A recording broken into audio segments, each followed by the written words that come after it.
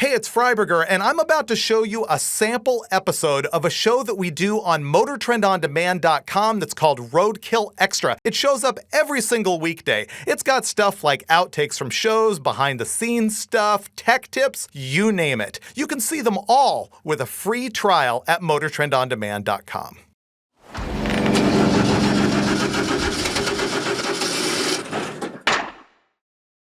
Hey, it's Freiburger here, and I'm going to tell you about a project that will probably never get done, but it's kind of worth knowing the backstory with this thing anyway, because it's kind of fun. I think that Dulcich probably did a Roadkill Extra earlier that was called like the Dulcich Death Row, this lineup of cars that's likely never going to get touched, but I'll go into more detail on this particular 1972 Dodge Charger. The background on this thing is that it's another one of those vehicles that is passed from hand to hand. This was I was about to say originally owned, but not like owned from new, but the first guy I knew of who owned this car was named Romeo Furio, and you might remember him. He's like known in the Mopar world. He had that 71 GTX that was red with white stripes, white interior. It was a big deal in Hot Rod Magazine because it had been built by Steve Strope at Pure Vision Design. He's a car builder that has like a unique eye for building stuff, and he can always add a tweak that makes the car just different than what's expected. And that's what that 71 GTX was. And those guys were planning on doing this Charger as sort of a pro touring car as well. And I didn't remember the whole story, but Dulcich just refreshed my memory and said this was sitting behind Pure Vision and was going to become a project. And I guess it sat there long enough that I asked about it, and I ended up buying the thing. I think I paid 500 bucks for it, but I don't exactly remember. And then for whatever reason, the standard Freiburger program, I decided I wasn't going to do anything with it, and I ended up selling it to Dulcich. And I know he's got some story about something I did to like shaft him on that whole transaction. I don't remember. But ultimately, it's not that important because he's just left the car sit here also. The difference between him and me is real estate. When he buys a car and gives up on it, he can just let it sit here forever, whereas I have to unload stuff in order to continue to acquire more.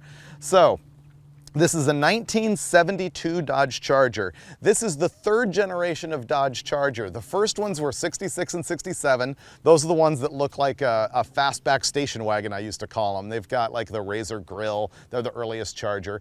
And then there's the 68 and 69, like this black one sitting right there, that I bought online and then found out that it had been hit really hard on the front and it's already been sold. It'll get picked up here later. It was going to be a roadkill project, but now it is not. But that's the second generation of Dodge Charger, 68, 69, 70, and then 71 and 72, 73 and 74, the third gen. However, there are some differences in those models. Chiefly between 71 and 72, they changed the side marker lights. The 71 has the cool side marker light that's sort of a rectangle with some segments in it like that, and this one has got just the plastic bicycle reflector on it. And there's some other changes, but that's like the key one. In 73 and 74, they changed the front suspension design. It's got a rubber isolator that holds the K-member to the frame, which these earlier cars did not. An interesting thing about the 71, or about the 73 and 4 is that the front fenders are actually different. The wheel opening is about that high, about 1.5 inches taller on the 73 and 4 than it is on the 71 and 2. And I didn't actually know that until Dulcich pointed it out to me, and I researched it, and sure enough, that's the case. But the dead giveaway on the 73 and 74 is that this shape right here on the quarter panel leading up into the roof is completely different. It's got a larger quarter window.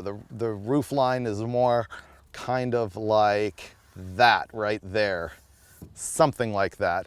And then there's also the models, which is I think the SE, that have the 3 opera windows right there. Personally, I can't stand those, but I do like the quarter window on the 73 and 74.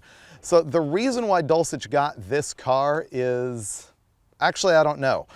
I don't know why he got it, but the thing he and I have talked about a lot is top speed racing it.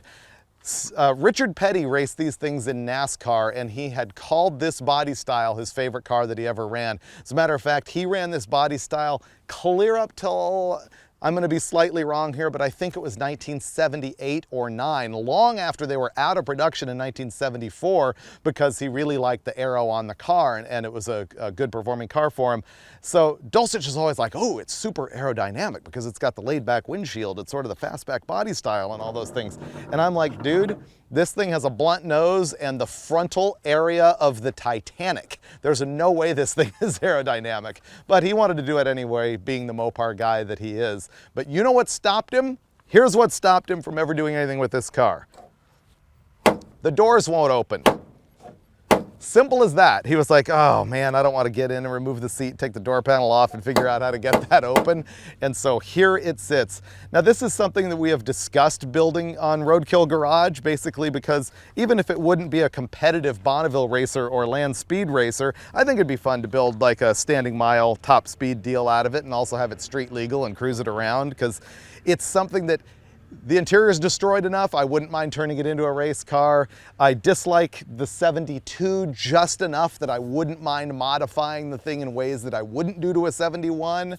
And so it would be fun to do, but we realize that we do a whole lot of Mopars on the show. We've got the crop duster, we've got like Steve's Dart that might show up, we've got the truck. So maybe this thing will just continue to sit here. I'm not sure. And by the way, also while we're standing here, this is Steve's Ram Charger that we will never get to. We always discuss it almost every month, but it's just not worth it. It's gonna sit there forever. And this Dart right here is yet another Mopar that ends up in the Freiburger and Dulcich legacy of cars that have swapped around and around and around. But that's a story for another day.